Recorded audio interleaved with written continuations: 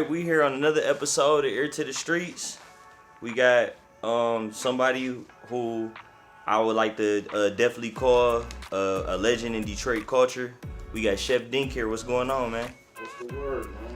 What's good with you? Man, life is good. Freedom is definitely good. You hear me? That's what's up, man. I ain't gonna lie, since I started the show, I've been really wanting to get you here. I'm glad we could finally sit down and get like a more in-depth outlook at your story. So let's get into it. Let's do it. Where you from? Detroit, Michigan, man. Eastside, 6 Mile, aka the Green Mile. You hear me? Okay, so we all know, like, if you from Detroit, especially the east side of Detroit, you know it's kind of like different neighborhoods within neighborhoods. So we talk about 6 Mile. When you say the Green Mile, like what exact area of 6 Mile is that?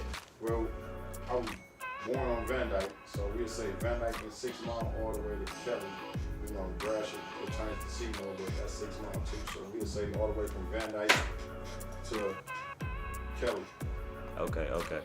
All right, right on. So describe that neighborhood like when you were a kid.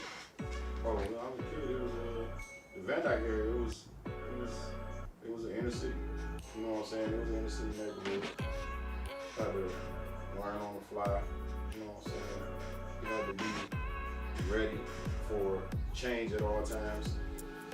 Then when we moved on the other side, the airport, it was like grass everywhere. You know what I'm saying? It was a beautiful neighborhood till that crack came. Right. And I actually was gonna talk to you about that. Like, how did the neighborhood change once the crack epidemic started? Because that was, what was it, like maybe like 84, 85, something like that. Like, so you already gave me the description about before, like, but so when crack actually did hit, like, describe how the neighborhood changed at that point. Well, it changed it really because all the homeowners and stuff started moving away, and you know, we was bad, so we was doing bad stuff. You know, we was selling drugs, we was fighting a lot. You know, we was really just adapting to that era when that crack came. You know, so it was that. Right on. So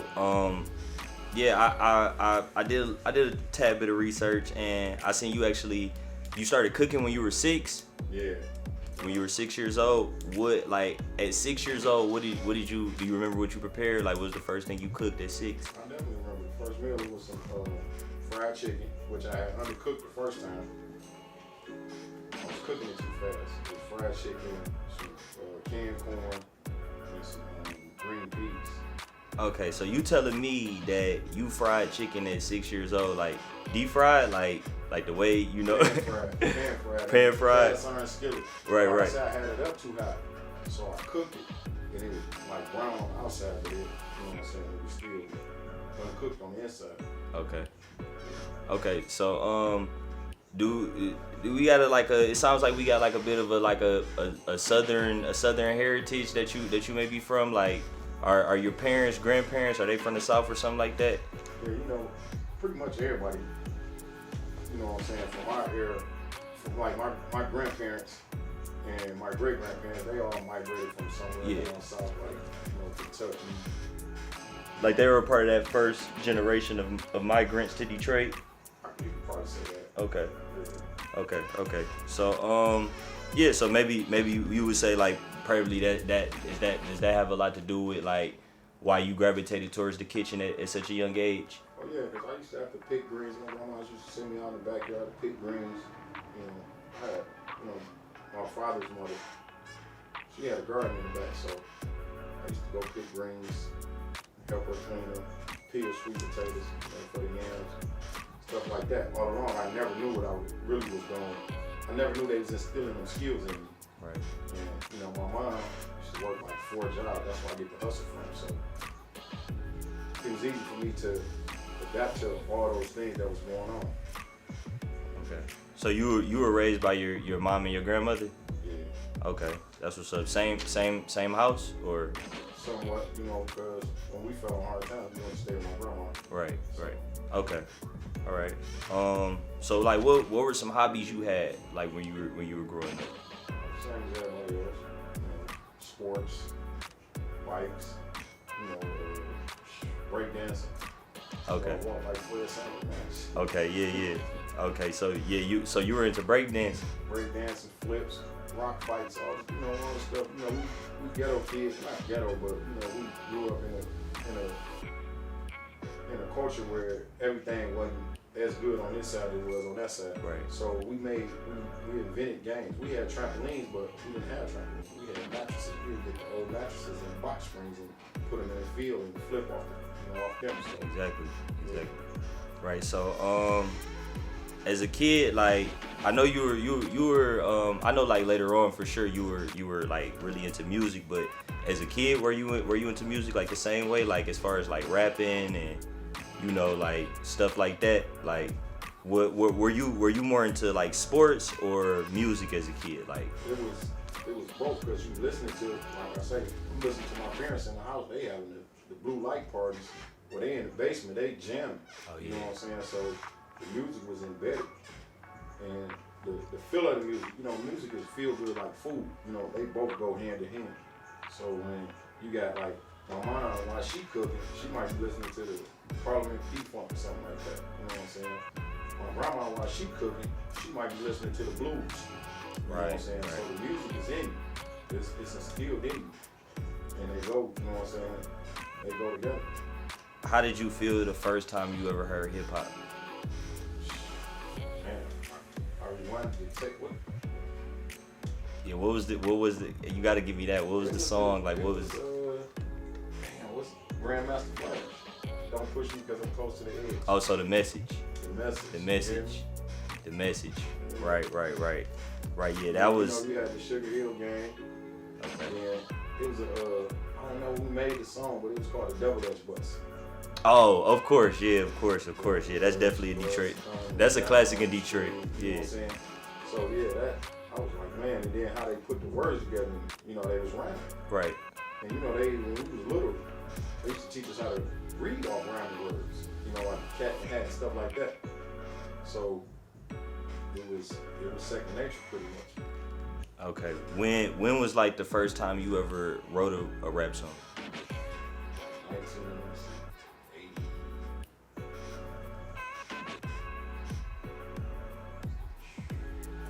A long time ago, like 82 maybe? 83? Wow. Yeah, like 82, 83 or something like that. Okay. You remember what you was rapping about? Yeah, I remember my first rap on everything. What was it? I was the master of the beats because I liked the beatbox. You know Right. what I'm saying? And it was me and my man, his name was Diamond Kid Fresh. Right. And I was the master of the beats. Yeah. Okay. So was y'all serious about it, or was it just like? Kids, I think I was like 7 or something. Oh, okay. You know what I'm saying? 7 or 8 or something. We was kids. Okay, yeah. So it was just like playing around. That's what's up though. When you were younger, did you play football like for a league? Like did you play for POW? I played for PAL. My uncle coached the Eastside Cowboys. Okay. My uncle Alfred. And I played PAL for a minute. How long did you play POW for? I only played for like probably a half a season because we moved. We moved to Ohio. All right. When my mom got married, we moved to Ohio. Okay. So, yeah. What position did you play? I started off playing receiver until the outside linebacker taught me, come running across that middle with your head, you know what I'm saying, not looking. And your arms fully extended, you're gonna get blue. You know what I'm saying? So I moved to the outside linebacker. After that, I liked the physicalness of giving it, not taking it. Of giving it, yeah. I like to take the hits, but I can roll, I can play every position I can go. Right. Well, let's fast forward to high school. What high school did you end up going to? I went to a high school in Ohio. It was called Colonel White in Dayton, Ohio. But by that time, I fell in more love with basketball. But baseball was my first sport. Okay. So I fell in love with basketball, and I was hooping. Okay, so that's what you did like all through high school. You didn't play football at all? No, I didn't play no football in high school, and I only played like my freshman year in high school because I ended up getting ineligible. I had started selling dope. Right. Right. So after I graduated from Vine Students, we moved to Ohio. Well, we were staying in Ohio, but I came back down here for the summertime because I had got bit. I ain't gonna lie. Drugs had caught me. Right. I wanted some money. I needed some money, so I felt like I could help my mom better if I was selling drugs. Right. So. Right. So yeah. So describe like how was high school like when you was in Ohio, like during that time, like was you even were you going? Yeah, was you doing doing both? Like I was doing both. I okay. was going to, I was going to the classes I thought I needed to get through high school. And it was like, you know what I'm saying, being from Detroit, all the chicks gravitated toward me anyway, because, I was like, I had Detroit swag in Dayton, Ohio. Yeah. It was that. Plus I had Special Ed. Matter of fact, I was just watching Harlem Nights too. Special Ed had just dropped. I got it made, and Harlem Nights had really just came out. So we was on that swag. That's Special Ed swag. Plus, Will Smith. Every time I used to come down here, if I ain't have enough money when I was going back, I'd take a pair of my Uncle Jim shoes, and he had the Lee Sportives and the Lottos and all that, you know what I'm saying, the Valleys and all that. So when I go back to Ohio, they like, man, we got on the same shoes the Fresh Prince wear. I'm like, yeah, that's how we do it. Yeah, that's how we doing it. For real. That's what's up. So like let's fast forward. Being a kid, actually, you know what? Before that question, let me ask you. Being in high school and you gotta hustle and you kind of like on grown man status already, because you getting a substantial amount of money to be especially to be a teenager. Right. What was life like around that time, like being like that type of person, but still like just a regular kid in high school? Like, what was the balance in that? The balance was really just being able to help my mom out really good. My mom and my little sisters. So it was like a gift and a curse, because once I started getting money, I called my cousin down there to Ohio with me, and we started getting more money. I'm hooping for Pal at the time, but my coach is the head of narcotics. My Pal coach, he's the head of narcotics. So they ended up raiding our house. We were staying in the projects. They ended up raiding our house. And instead of them sending me to the boys' home, my coach told me if I could call somebody to come get me before social worker get there, me and my little sisters can go.